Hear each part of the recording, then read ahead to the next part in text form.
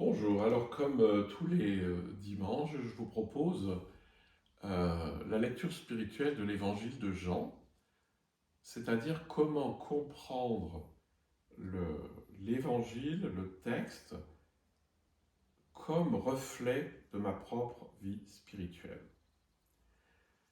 Donc ça c'est essentiel pour les textes bibliques, c'est que vous pouvez prendre au premier degré bien sûr, mais ces textes n'ont pas été faits pour ça, ces textes ont été faits pour nous rendre accessible aujourd'hui la spiritualité, la vie spirituelle, le lien avec Dieu, pour permettre cette union à Dieu dont parlent tous les mystiques et que Jésus a aussi, euh, dont Jésus a parlé. Donc, je continue. La dernière fois, j'avais fait le tout début de l'évangile de Jean. Et là, maintenant, arrive Jean le Baptiste, celui qu'on appelle le Baptiste, c'est-à-dire celui qui est baptiseur. Et voilà ce qu'on dit dans le texte à partir du verset 5. La lumière, lui, dans les ténèbres, et les ténèbres ne l'ont point reçu.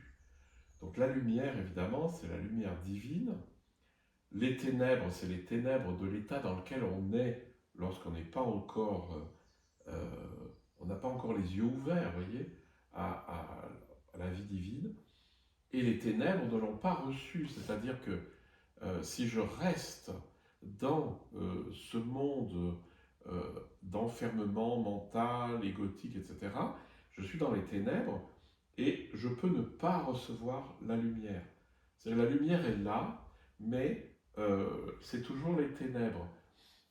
Thérèse d'Avila, dans son livre Le Château de l'âme, donne une image, il dit, ben voilà, il y a le soleil qui brille et il y a le diamant de votre âme dans lequel cette lumière doit briller. Mais si vous posez un tissu noir sur ce diamant, il ne pourra pas briller. Et votre diamant, c'est-à-dire l'âme, votre âme, votre intériorité, votre capacité à accueillir Dieu, c'est ça l'âme humaine et la capax Dei, elle est capable d'accueillir cette réalité infinie qui est Dieu, et bien ne pourra pas recevoir la lumière. Hein. Et donc c'est ça les ténèbres. Et donc vous avez la lumière, lui, dans les ténèbres, et les ténèbres ne la reçoivent pas. Il y eut un homme envoyé de Dieu, son nom était Jean. C'est donc Jean le baptiseur. Il vint pour servir de témoin, pour rendre témoignage à la lumière, afin que tous croient par lui. Il n'était pas la lumière, mais il parut pour rendre témoignage à la lumière. Cette lumière était la véritable lumière qui, en venant dans le monde, éclaire tout homme. Et ça, c'est un passage absolument sublime qui nous dit quelque chose de notre propre vie spirituelle.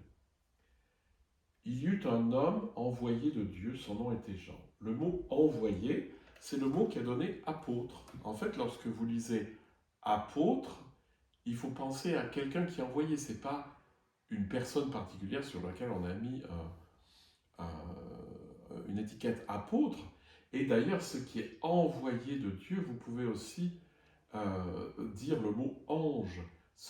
L'ange, c'est une parole, c'est Dieu sous la forme d'une parole incarnée, c'est-à-dire c'est la manifestation de Dieu sous une forme plus ou moins concrète, c'est-à-dire l'ange, c'est le messager de Dieu. C'est Dieu qui se communique dans un message. L'ange, vous pouvez traduire aussi le message de Dieu. Donc envoyé de Dieu et messager de Dieu, c'est la même chose. C'est-à-dire, il y a quelque chose qui vient du divin vers nous. Et là, cet homme envoyé de Dieu, qu'on peut appeler un ange, son nom était Jean. C'est-à-dire qu'il y a une personne particulière qui est mue par Dieu pour nous aider à prendre conscience de la lumière. Il vient pour servir de témoin, pour rendre témoignage à la lumière, afin qu'on ait confiance en elle. Alors on dit qu'on croit, mais méfions-nous, le verbe croire dans le christianisme a pris une connotation en particulier à cause de l'épître aux Hébreux, une connotation où il faut croire à quelque chose, croire que quelque chose est arrivé, croire en quelqu'un. Mais la foi dans le contexte biblique, dans le contexte vraiment évangélique de l'évangile, c'est toucher, faire l'expérience d'eux. Donc, avoir confiance dans la réalité divine qui se manifeste. Donc, la personne est témoin, c'est-à-dire elle a vu et elle nous dit quelque chose pour nous éveiller à ce qu'elle a vu. Et vous voyez, il y a un doublon, il vint pour servir de témoin, pour rendre témoignage à la lumière, afin que vous ayez confiance. Donc Jean, dans le cas concret, Jean vient témoigner de la lumière, c'est-à-dire de la vie divine, et le mot témoin, d'ailleurs c'est le mot qui a donné martyr, hein, on en est très très loin, hein, si vous dites il vint pour servir de martyr, pour être martyrisé à la lumière, ça a plus de sens. Le martyr, c'est celui qui est témoin de Dieu et qui est, voilà, parce que c'est l'histoire du christianisme, qui a été massacré surtout par les persécutions de Néron. Donc, Jean, c'est une personne qui vient témoigner de ce qu'il vit, c'est-à-dire de la lumière qui émerge en lui, pour rendre témoignage de cette lumière qu'il habite, afin que nous, on puisse y croire, c'est-à-dire afin que nous, on puisse la toucher.